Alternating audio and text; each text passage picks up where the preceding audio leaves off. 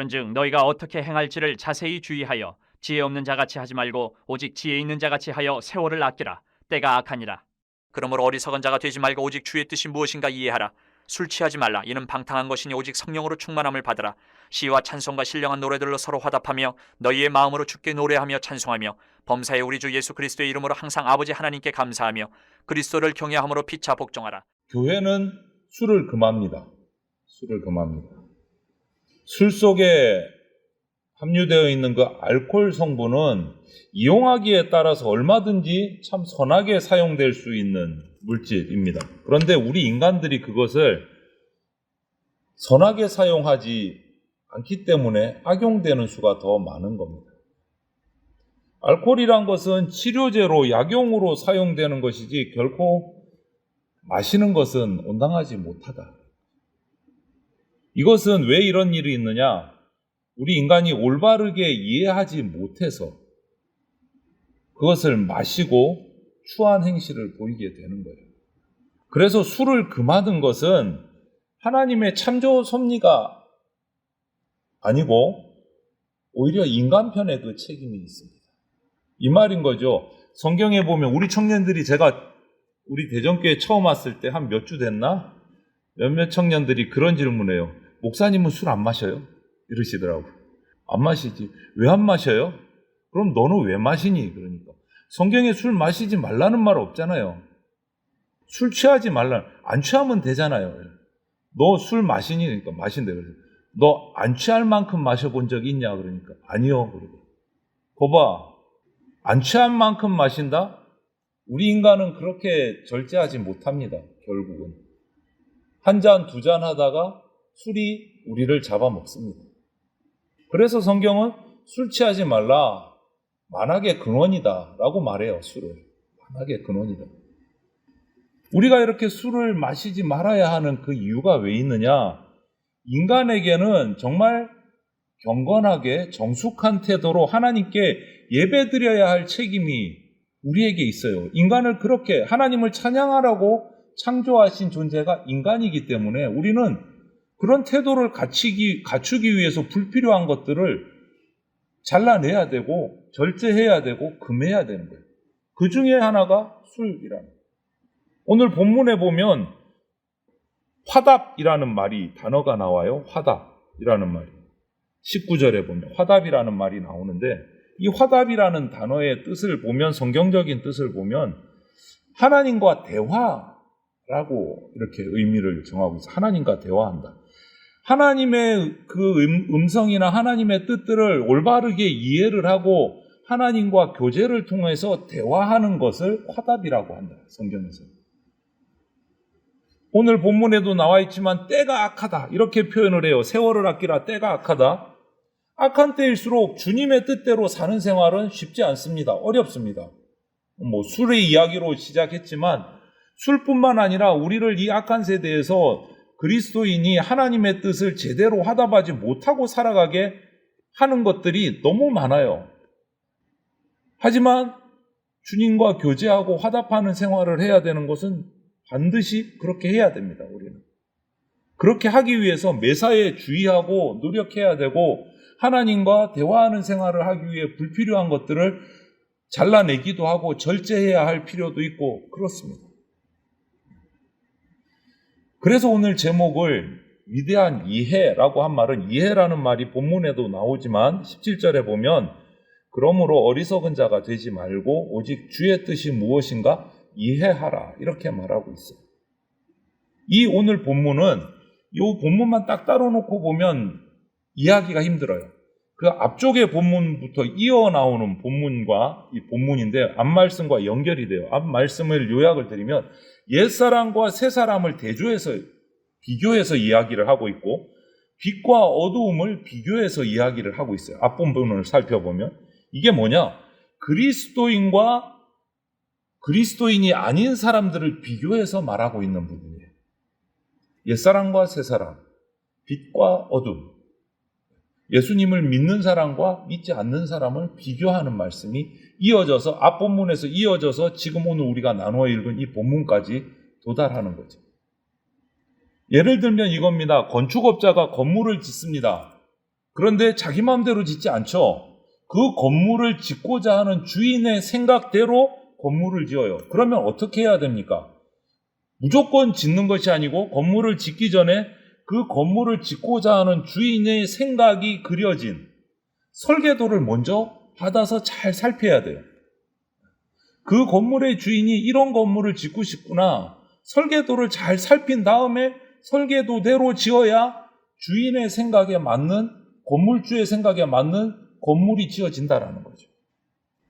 마찬가지로 우리가 하나님의 뜻대로 행동하고 살아가려면 하나님의 뜻을 먼저 바르게 이해해야 된다. 무조건 착하게, 무조건 이게 아니고 우리가 바르게 살아가려면 하나님의 뜻을 먼저 이해해야 바르게 살아갈 수 있다. 이건 너무 당연한 얘기잖아요. 그런데 너무너무 중요한 얘기. 절대 놓쳐서는 안 되는 부분. 하나님의 뜻을 바로 이해하는 것. 그리고 우리가 그 뜻대로 살아가는 것. 하나님의 뜻은요, 창조된 만물을 통해서, 자연 만물을 통해서도 이야기하고 계시되고 있습니다. 볼 수 있어요. 하지만 특별히 그것을 엑기스를 모아가지고 기록해 놓은 것이 뭐냐? 성경이에요. 하나님의 뜻을 모아서 기록해 놓은 것이 성경이에요. 그래서 이 성경에 나타난 이해라는 이 단어, 오늘 본문에도 나오는 이 이해라는 단어의 뜻은요, 단순히 이해했어, 깨달았어, 시인의 그게 맞는 것 같아, 이 정도가 아니에요. 성경에서 이 이해라는 원문을 보면 믿는다라는 뜻까지 포함되어 있어요. 하나님의 말씀을, 하나님의 뜻을 이해했다, 이 말은 그것이 옳다고 시인하고 내가 믿는다라는 것까지 그 뜻에 포함이, 이해라는 단어 가운데 원문은 포함되어 있어요. 믿는 것까지. 회사 다니는 회사원이 아무리 능력이 탁월하고 실력이 출중해도, 머리가 똑똑하고 명석해도 여러분, 그 회사 사장님의 뜻을 바르게 이해하고 그 뜻대로 일하지 않으면 좋은 평가를 받을 수가 없습니다. 아무리 똑똑해도. 내 나름대로 해봐야 평가를 못 받아요. 그 회사가 원하는, 회사의 주인인 사장님이 원하는 뜻대로 일을 해야 좋은 평가를 받는다는 거죠. 아무리 똑똑해도. 사장님의 뜻을 잘 이해를 해야 돼요. 먼저 주인이 요구하는 바가 무엇인가? 그것을 알아야 돼요. 주인이 요구하는 바가 무엇인가? 설계도가 어떻게 생겼나? 나를 창조하신 하나님이 나를 창조하시고 어떻게 살기를 원하시는가? 이것을 하나님이 나를 창조하시고 요구하시는 것이 무엇인가를 먼저 바로 이해해야, 나를 왜 부르셨을까? 어떻게 살기를 원하실까? 이거를 바로 이해해야 그 다음에 내 인생의 삶의 방법과 방향이 나오는 겁니다. 무작정 살아가는 게 아니다라는 거죠. 무작정 건물 짓는 거 아닌 것처럼, 무작정 열심히 일한다고 칭찬받는 거 아닌 것처럼 회사에서 주인의 뜻을 먼저 바로 이해해야 된다. 올바르게. 그게 먼저라는 거죠. 여러분, 술 취한 생활은요, 방탕한 생활이에요. 절제 안 됩니다. 저축 제대로 못 합니다. 그러다 보면 어떻게 됩니까? 질서가 파괴됩니다. 사회의 혼란을 부추깁니다. 하나님은 세상을 창조하실 때 무질서한 세계로 창조하지 않으셨습니다. 하나님은 무질서하신 분이 아니고 혼란스러운 분도 아니십니다. 혼돈과 공허 속에 있는 데서 질서를 하나하나 세우셔서 질서 정연한 창조의 역사를 이루셨습니다. 질서 정연한. 그래서 천지를 창조하시는 첫째 날, 둘째 날 이렇게 해서 마지막 일곱째 날 안식할 때까지 그 순서를 차곡차곡 공부를 해보면 무작정 이거 한번 만들어 볼까? 저거 한번 만들어 볼까? 뚝딱뚝딱 만드신 게 아니에요. 다 순서 정연하게, 질서 정연하게 환경을 만드시고 그 환경 속에 살아갈 생물들을 만드시고 그 다음 환경을 만드시고 그 환경에 필요한 생물들을 만드시고 질서 정연하게 차곡차곡 만들어 가셨어요. 하나님은 질서 정연한 분이세요. 인간 창조가 그냥 무질서한 생활 속에 그냥 뚝딱 인간 하나 공작품처럼 조각품처럼 뚝 세워놓은 거, 그런 창조가 아니다라는 거예요. 보시기에 아름답게 창조된 피조물들을 질서 있게 다스리고 정복하게 하기 위해서 특히 보기 좋게 심히 보기 좋았더라는 평가와 함께 세우신 영적인 특별한 존재가 바로 인간이에요. 저와 여러분들이에요. 그런 인간에게 우리에게 명령을 주셨잖아요. 위임해 주셨잖아요. 이 세상 만물을 정복하고 다스리라. 내 마음대로 살라는 게 아니에요. 하나님이 세우신 그 천지창조의 질서 정연함을 유지해 나가라는 뜻이에요. 파괴하지 말고 유지해 나가라는 뜻이에요. 그래서 우리를 만물의 영장으로 세우셨잖아요. 그런 우리가 비틀거리면서 술 취하고 살아가는 것을 원하실까요? 결코 그렇지 않으십니다. 그거는 하나님의 뜻을 제대로 이해하지 못한 삶이에요. 성령의 열매를 맺으라고 성경은 얘기하는데 성령의 열매를 맺는데 절제 없이 비틀거리기나 하면서 그 열매를 맺을 수 있겠습니까? 우리 인생에서? 아니요. 결코 맺을 수 없습니다. 그것은. 인간 세상의 역사에도 그래요. 중국의 의적이라는 사람이 처음으로 술이라는 걸 만들어가지고 우왕에게 주었대요. 그런데 그 술을 맛본 이 우왕이 망국주라고 얘기를 했대요. 나라를 망하게 하는 음료라는 거예요. 그런데 그 후손 5대손에 결국 그 나라가 망했어요. 뭐 때문에? 술 때문에. 인간 세상도 그럴진데요.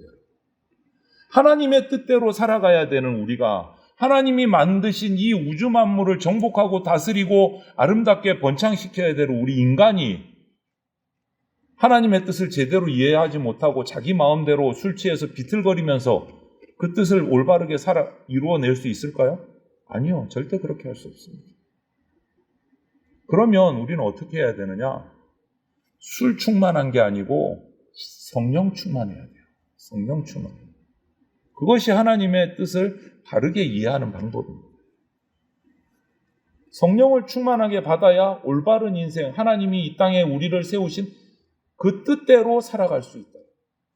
술이 입으로 들어가면 그 알코올이 온몸을 그냥 울그락하게 만들잖아요.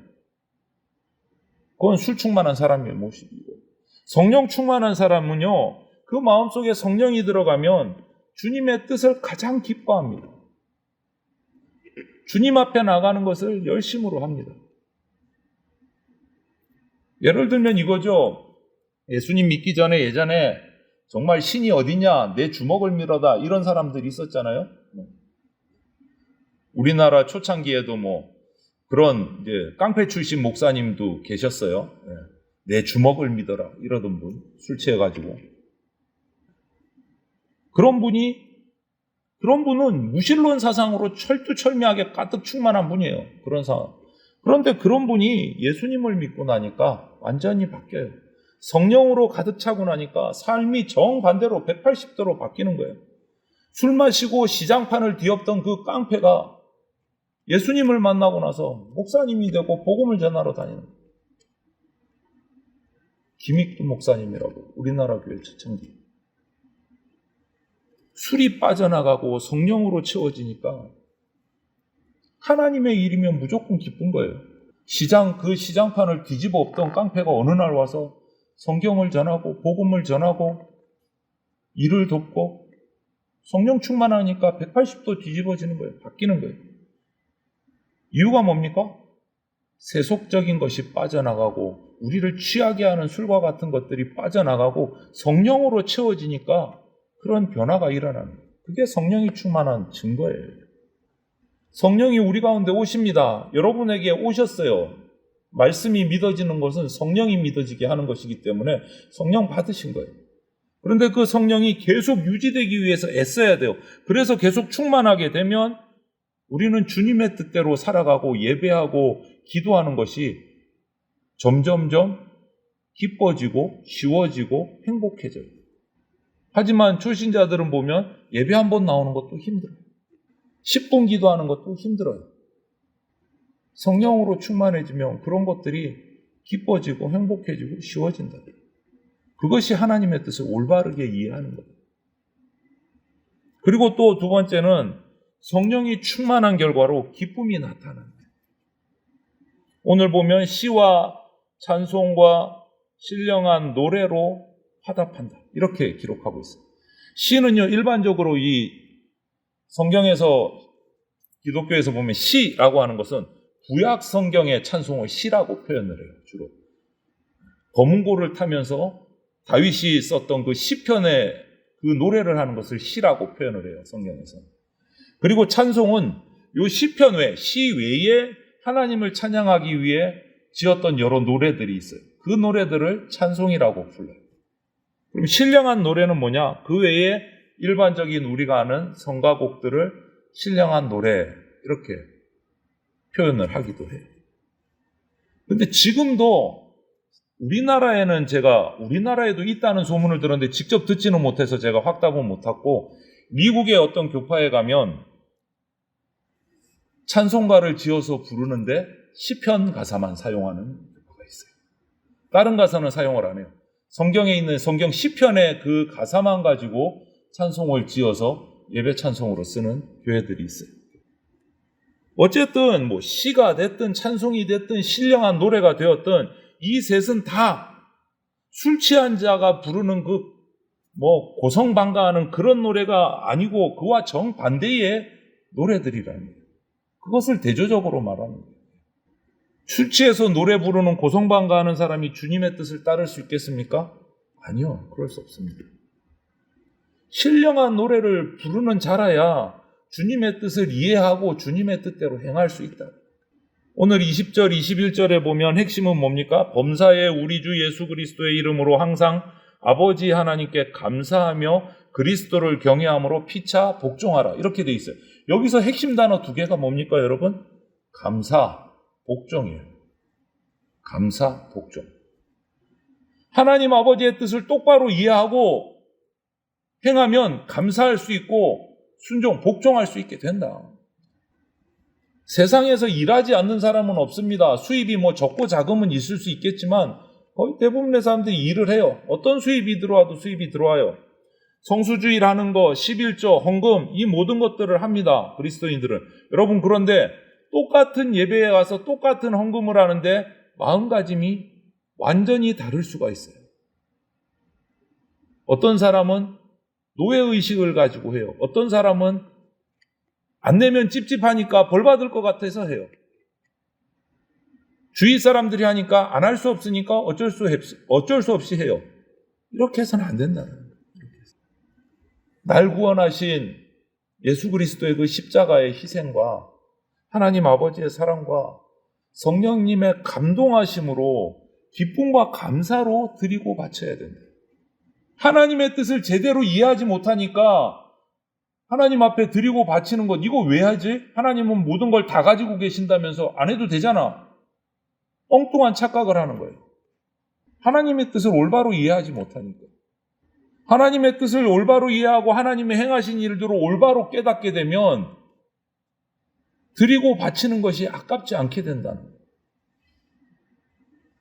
내가 받은 은혜가 얼마나 큰지를 모르니까 어쩔 수 없이 눈치 보면서 주일을 예배에 나오게 되고 헌금도 그런 마음으로 하게 되고, 이게 안타까운 모습인 거예요.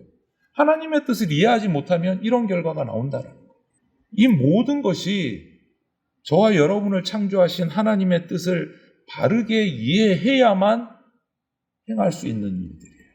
성김도, 헌금도, 예배도, 기도도, 모든 것들이 하나님의 뜻을 올바로 이해하면 어느 것 하나 감사하지 않을 것이 없고 순종하지 못할 것이 없다라는 거예요. 그것을 하나님의 뜻을 이해하지 못하니까 엉뚱한 생각을 하게 되는 거예요. 오늘 이 말씀을 통해서 저와 여러분들이 우리를 창조하신 하나님의 뜻, 그 하나님의 계획, 이것을 바르게 이해하고 그 뜻대로 살아내서 하나님을 기쁘시게 하고 나도 이 땅에서 천국의 그 기쁨을 맛보는 그러한 하늘의 은혜를 누리는 천국 백성의 삶을 살아가시기를 주님의 이름으로 축원을 드립니다. 아멘.